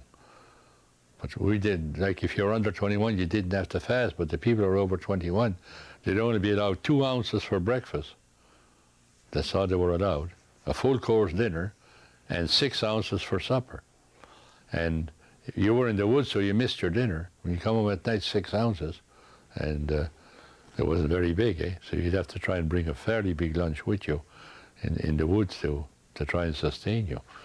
And then in the morning, like when Mass used to be at 7 o'clock in the morning, And you weren't allowed, from 12 o'clock the night before, you weren't allowed a bite to eat, or even drink of water, And you'd have to walk to church, attend Mass, and then either walk back home or go to one of them little, that's why there were so many little stores, You'd go to the store and you could get a cup of tea or a couple of cookies to sustain you till you get back home. But everybody fasted, there was no exception. If you were 21, you had to fast. No dances, you couldn't eat a candy during Lent. You weren't allowed. If you weren't old enough to fast, you had to abstain from stuff that you normally would get, If you went to a dance during the run of the year, you didn't dance in Lent. You didn't dance on Friday in them days. And if you even, in the winter time, like I remember, I was altar boy, and we had each our week. And we used to get 25 cents a week for being altar boy. And if you missed a day, you got nothing. Now, one morning, on the way to church, I made a mistake and grabbed a handful of snow and ate it. And I got up there, and the priest wouldn't give me communion. That's how strict it was in them days. And it was all Latin. You had to know your Latin in them days. If you were an altar boy, you had to know your Latin. I still remember some of it from a long time back. But the rules were rough, and people lived harder than they do today. And when the pensions first come out, the old age pension, it was a wonderful thing. There was nothing, There was no way for people. If you had nothing, you had nothing, and that was it. There was nobody to help you until they come out with the old age pension for the older people. That was a little help. But today, my God, there's everything. Nobody's starving today, really, because there's welfare, there's family allowance, there's everything. It was not like that in those days. I remember being overseas at the poor in 1952 for the district here, and we had 3 people that were on welfare, and they were getting $12, $10 a month each. That was the welfare they were getting. And with the 2 years I was there, I managed to bring it up to 12, and they thought it was wonderful. Let's imagine trying to live on $12 a month now. You'd have some job. Was that a voluntary position? What? Was that a volunteer position, or were you? Oh yeah, volunteer. You never got paid for anything. Same as thing as snow removal. Before they had the snow plows, there was an overseer of the roads, they call it. And after a snowstorm, he'd come to the roads and say, "You go out and shovel, you go out and shovel, you go out and shovel," and you'd be shoveling sometimes all day. I remember in McDonald's Hill there, going down to where you turn to go to Irish Hat, right from where the credit union is. I remember a snowbank there where we had 3 tiers, eh? We started shoveling until we couldn't throw the snow any further. So then we started another tier, and on top of that tier there, we had a person passing it to us, and the other fellow passed it. We had 3 tiers in order to get down to dig the snowbank out in order to pass with a horse and sleigh, not even a car. So that was all gratis. You paid your poll tax by working on the roads in the olden times. They changed that now. Like if your poll tax was so much for the year, you went and dug ditches or filled potholes on the road until you paid your poll tax. That was the way they paid their poll tax. A lot of stuff has changed. Why? And everything was pretty well the same until everything changed with the war. When World War II broke, between different age altogether. It just like changed overnight, you know. Were there any other government officers in the schools besides the overseers? Well, at one time when they had when they had the state troopers, they had the after the first war, they didn't have RCMP like we have now. They had fellows on motorcycles patrolling the area, eh? And provincial police, they called them. They gave that up when they put the RCMP a few years ago. But there was you had the sheriff, and you had the constable. Who was the constable out here? John Stone from, no, Raymond Stone from Arishat was until he died. They still had the constable. And Sheriff McKillop was the last sheriff. I don't know who took his place. They still have that. And of course they had their same as we have now with councillors after 1700 when Richmond County became a county. They had their councillors and that. But, there was not too many authorities. There was a liquor authority because people used to make their own moonshine. A fellow by the name of O'Grady, but he was for the whole province. Like, he'd come around snooping every once in a while to see if he could catch somebody making moonshine or having a still or something like that. I remember we had a batch here made, about 10 gallons of moonshine made, and we heard he was coming. And we had just got our coal for the winter. We had 5 tons of coal. We dug a great big hole in the middle of the coal pile and hid the moonshine there until once he was passed by, it was all right, you know. But if you were caught, you paid a fine, you lost your still, and you lost everything else. What are you making your moonshine of? Cornmeal, molasses, yeast, and it wasn't the making of the moonshine, they said, it was to distill it. You know, you had to have a pretty good tight pot over a fire where you steamed it. You steamed your moonshine, and then you had a copper coil from that tank that used to run to a tub, and there was coils in the tub, and there was cold water in that tub, and then from there it used to run to another jug, and you could put about maybe 5 gallons of moonshine in the big jug and end up with maybe a gallon by the time you distilled it, because it was steam, see? You used to steam that stuff, and it was come down through the pipe, and when it hit the pipes in the tub with the water, it was condensed, and the drips of the condensation that come out of the end of the pipe, that was your moonshine. And strong, gee, you could take a gallon, you could take a quart of moonshine and make 2 quarts out of it, and it's still almost too strong to drink, you know. What other kinds of liquors were people making? Oh, you made dandelion wine, you made potato wine, you made blueberry wine, all kinds. I still got some recipes here. That was like cordial stuff. That was more like for, if you had company or something like that, you served that with the meal or served it to the guests. But the brandy wine that was made with potatoes. That was strong. Gee. If you let it age, you'd leave it age for a while. You told me a story about your mother and the chicken. Yeah, that was she had made dandelion wine, and she when everything is strained out in the bottom, some of your raisins and some of your yeast and stays in the bottom, and she took it and threw it out, and we had a bunch of barnyard hens.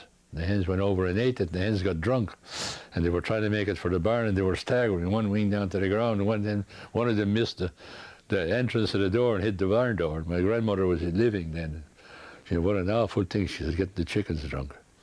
But even that was powerful, So you can imagine what the liquor was like. And if you had put it through a still, it would have been even stronger, because you would have got the perfect stuff in. Was there people selling? Oh no, they just made it for themselves. Was there anybody bootleg? Oh, bootleg, yes. Well, the moonshine, a lot of it was bootleg, but most of the people, like my father here and a couple more, they made it for themselves, But where they had during the what do they call that now? And there was no liquor permitted, and they used to smuggle the liquor from St. Pierre-Miquelon, and they used to come with a big vessel outside of the long beach there, and then smaller boats at night used to go and meet them, get the liquor and bury it on the long beach there. You could see them at night with lanterns, and the next day you go on the beach, you could see where they'd been whole ducks through the night, that's the way they smuggled the liquor. But they had And then were they taking it here and selling it back to local people? They were sending it back to those who were smuggling, bootlegging it, yeah. Was there ever any conflicts or problems? Did anybody ever get Not that I know of. There was a cutter that used to anchor right in the middle of the bay here, and he had strong spotlights, and he used to swing the spotlights around, like on the river and everywhere. And every time he swung, it used to light the house from one end to the other. He'd be there. He was trying to get them off of the beach there, but they were too smart, and they wouldn't be around when he was there. Be early in the morning, and there was a couple of bootleggers that got that rum and sold it back, But then after that, when they started the liquor stores, there was no more problem. But it was tough at times, Tell me about the seasons of the year. Other people have told me that the seasons are different. Spring came earlier. Oh my God! What I guess before the lobster fishermen used to go fishing. And the lobster fishing would start the 1st of May. They'd have all their potatoes planted before going fishing the 1st of May. You tried that today, you couldn't do it. And the fall came later, but the winters were harder. The winters were real hard once they'd come, And but the season during the summer was wonderful. It was hot, and it started early, and you didn't have to put up with this long misery. You take now, when you were working in the woods, you had to have everything out of the woods by the end of March, or if you didn't, it was just too bad. The thaw would come. Then you'd have to start figuring out planting. I've seen in May, the month of May, going to school barefoot. That's where we used to go to school in the summer. There was no shoes. They went to school barefoot in the summer. So I used to go barefoot and down to bed. You try it now. If you go out, you couldn't go barefoot. You go down.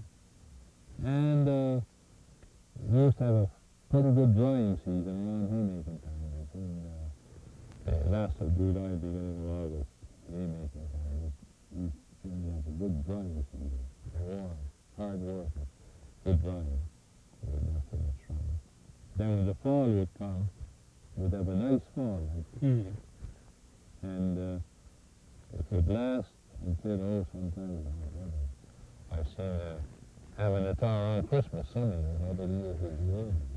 I did by the end of March, I think it was. So it's a lot different than it is today. Because the Gulf, call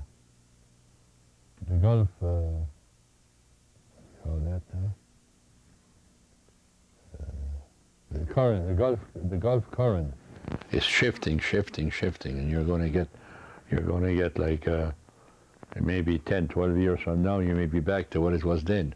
Right now, it's the Gulf Stream. The Gulf Stream is so far away from us that we're having the different weather. See, every year there's a certain gradient that shifts around in your, like if you're studying map or something like that, for navigation or for you have your true north and your grid north and your magnetic north, see? And your magnetic pole changes. And when you add to it, you're getting cooler climate. When you subtract from it, when it gets around the other side, you're getting warmer climate. So when it gets halfway like that, you're starting towards better climate. So I would say that we've had a couple of hard winters now. They're going to start getting a little easier. Maybe in 10 years' time, you'd have the same climate you had in those days. So it's. Tell me about how the people used to cooperate. You mentioned that before. So. Well, the way they used to cooperate, if somebody took sick, for instance, and was unable to do their work, the neighbors would come and they'd do their chores for you. They'd bring your wood in, they'd bring your coal in, they'd do your barn work. That was one way they used to do it. And then if somebody was in a bad way, they would cook meals and they would bring it to them. And if somebody had the misfortune of losing the roof off of their barns in a windstorm, the next morning all hands would be there. There'd be so many that they looked like flies.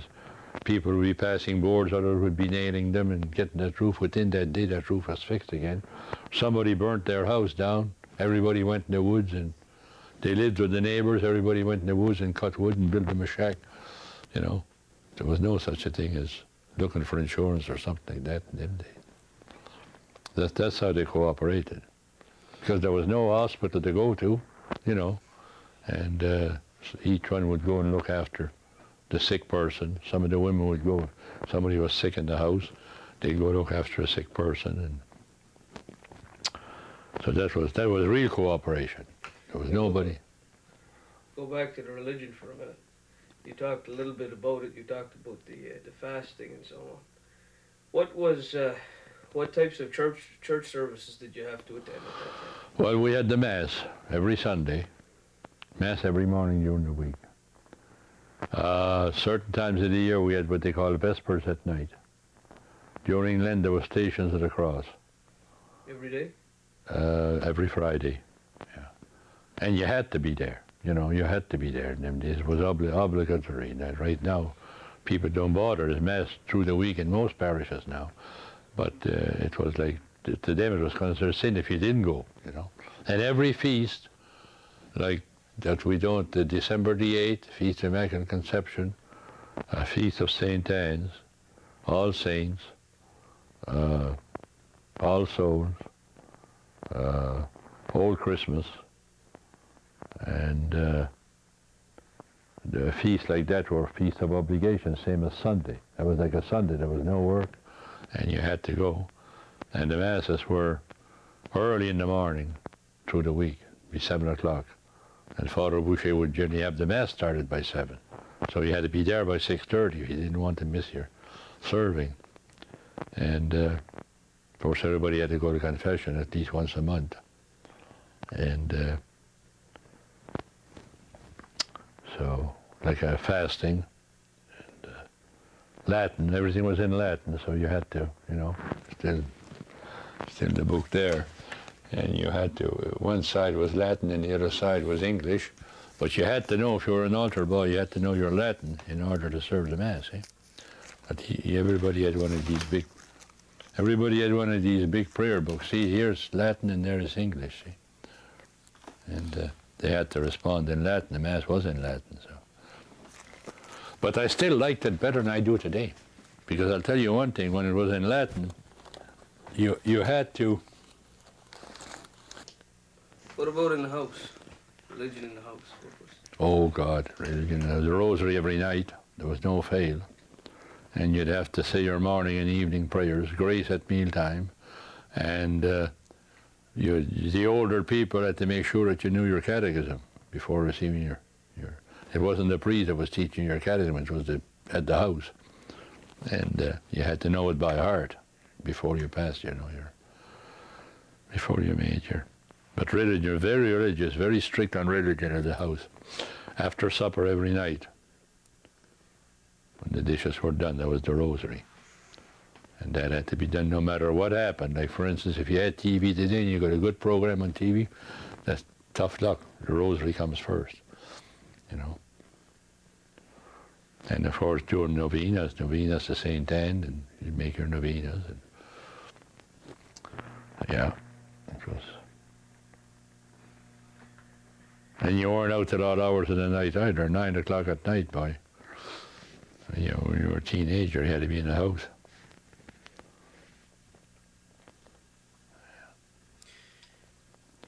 There wasn't even flashlights. I remember when you went somewhere, you went with the lantern. I remember the first flashlight that ever came. The young fellow had been up to Halifax, and he had brought one. And there was this old lady, she had never seen that before.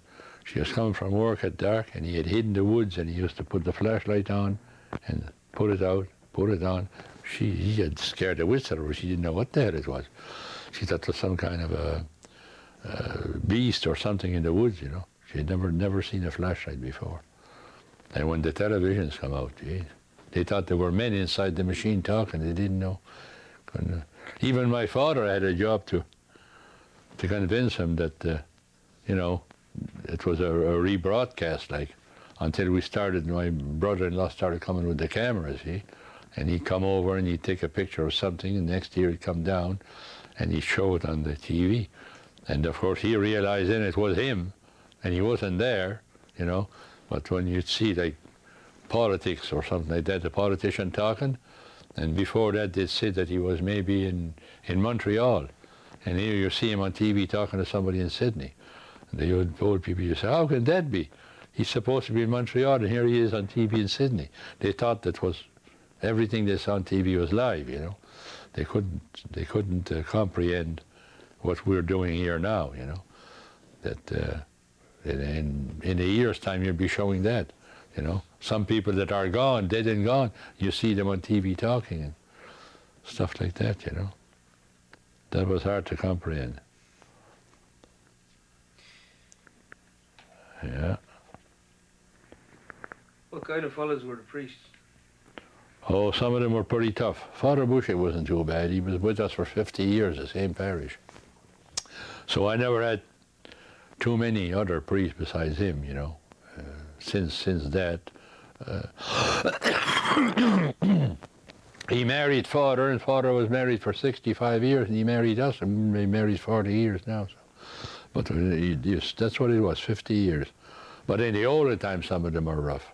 And they had some rough ones in Irish, had their Father Brian and Father Maya in West Irish had. They scared the wits out of it. When they used to come to the schools to say Mass, boy, the altar boys used to be scared. If you as much as grinned during Mass and he caught you, after Mass, he'd grab you by the ear and he'd swing you around, boy. Oh, gee, tough. I was so scared of him, I went to confession one time and I was so glad to get out that I got out without saying my act of contrition. He opened the confessional door and he grabbed me by the ear and pulled me back in. He says, come on and say your act of contrition. That's how tough they were, You wouldn't dare laugh in church. Sometimes you saw comical things, but you wouldn't dare laugh. Comical things in church? That would happen in church, yeah. One time there was a woman fainted, and she had two big lumps on the top of her head, one behind the other, and they used to wear them big, high, hard border hats at that time. And of course, two of the fellows went to pick her up, and when they picked her up, they tried to put the hat in her head, and the rim of the hat got caught between the two lumps, and they were trying to get it on, and you can imagine our pew was upstairs, You could see that now, laughing, right? And all kinds of different comical things that would happen. Somebody would come in. I remember for Father Bachardax, he had an overcoat on, and for some reason there was a ball of yarn in the coat. And when he come into the church, he went to bless himself at the little fount, and then the wool get caught in the fount, and he's walking up the yarn, his pew is way up, and he's walking, the ball of yarn is unraveling, you know. Things like that will make you laugh in church. Don't take much. Yeah. Better change over to politics now. Oh my God, them were the days. In the olden times when we had the big debates, we had what they called a nomination day and a declaration day. Say, for instance, there was three different parties running, Tories, Liberal, NDP, or CCF at the time, and they would all meet in the hall. So that's for Richmond County. They would all meet in the hall in Arishat, and each one of them would get up and say a speech, and then they'd have a rebuttal, and they used to start arguing. And then, of course, the ones supporting them would be cheering, and the cheer would come to a point where they'd end up fighting. Their shirt tails out, and they're fighting each other, and hell of a war, boy. And then after that would be after 8 days after the election would be Declaration Day. At the time they would declare the member officially elected, and it used to be a lot more fun than it is now, you know. But people took an awful interest in it. They'd be out half of the night canvassing, trying to canvass old people and make them change their mind. They'd be fighting with each other, and they'd take such. I know the old man here was such interested in politics. There was a meeting in Louisdale one night, and he was going, and my brother-in-law was here, and they were never in a hurry. He wanted to get there early. So he got all dressed up, put the necktie on, he's walking the floor back and forth. And, are you ready? Are you ready? So finally we got there. It was L.D. Curry was the member then. Finally we got there in Louisdale at the hall, and here I looked at him, and he was so excited to get ready here with two neckties on. He had put one on top of the other. That's how excited they used to be, you know, and for politics. What was your politics here? What? What was your politics? Oh, fellows, like, you mean the politicians? No, you're old. Oh, liberal here. Ever since 6 generations back, there's never been a change. Don't think there's any been. I think I voted, what was it? Nunn, anyway. Clyde Nunn was running. And the war had been over since May 45, and this was almost 46, and we're still over there. And we were supposed to come home on a certain ship, and they took us off. They canceled that trip to put a bunch of limey big shots that was coming to Halifax for some big celebration. So we got so damn mad that when the election come, that was the overseas vote. We voted against the party that was in power. That was about the only time I can remember. But ever since I can remember, it's been always liberal. There's never been, not all the Poiriers, but this particular family here. Some would be different politics, you know. Like the Basques now, they wouldn't be on a, if they thought they were going to get something out of the party, they'd vote for the party they thought was going to win. If that party's going to lose, they'd vote for the other party. Like the Backerdacks, yeah. They were bad. Like they wouldn't have one straight politic. They'd have, some of them would have, like Joe Baker, that was solid, but some of them would change according. Well, a lot of them still do that. Take A.B. Martin when he was living. He was liberal, the liberals were in power. He was Tory, the Tory was in power, you know. But then it's hard to say how he voted, you know. But they swing with the party that's going to give them the most benefit. What was your involvement in politics? Pardon? What was your involvement in politics? Oh, God. Well, mostly in the polls. You know, presiding officer, poll clerk, poll police outside when things were rough, and supporting the member, you know. Nominations, go to nomination, nominate the member, and try and get them to, you know, the funny part, the strange thing was to try and get them, say, you could be a liberal, but you got 3 members running, but you want this fellow, you don't want that fellow. And the other delegates that are there wants this fellow. So the idea is to lobby and try to get them to change their mind to vote for the one you want them to vote for. That's how they get elected. And it's interesting if you like it, but I went to a few. I didn't go to too many. The wife didn't care for politics at all. Do you remember Had any no interest. incidents in particular? Fighting or Oh, I remember. Drinking or I what remember a couple of incidents in fighting. I remember one where this fella was working on the wharf, and Tories were in power, and he was working right through all the time to work on the wharf and talking Tory. Election day came, he went in, he voted open vote Liberal. You were allowed to then, open vote. And they grabbed him, they damn near killed him. I was a election policeman that day, and I had to close the poll and call the cops. They would have killed him. That's how mad that they were after what he had done, you know. And then they'd fight at meetings too, you know. But never try to attack the member or anything like that, like you see now. They never tried. They'd fight amongst themselves, but I've never seen any of the members being in danger at any time. They'd shout all kinds of things at them, but... was it the opposite, people from the other party? Well, I did get did get people from the opposition mixed in the meeting to heckle, you know.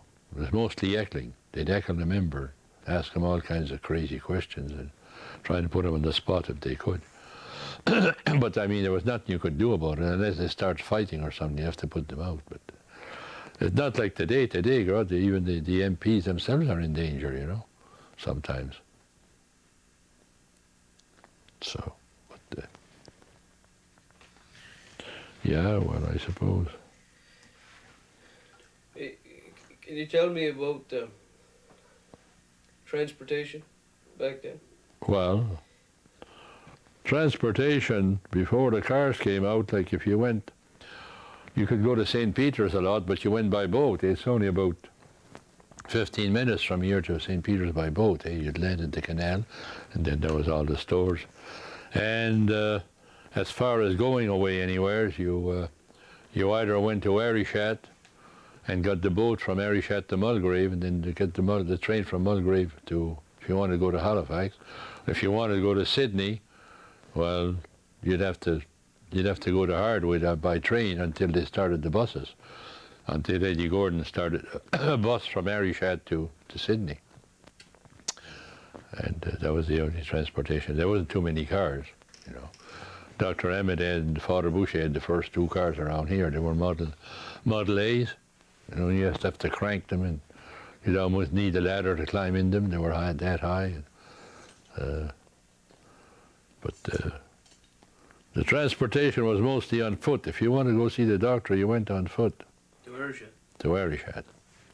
I had a story of a woman and a man was going to get married, and they had to go to Ayrshire to get married. In them days, they wore moccasins, eh?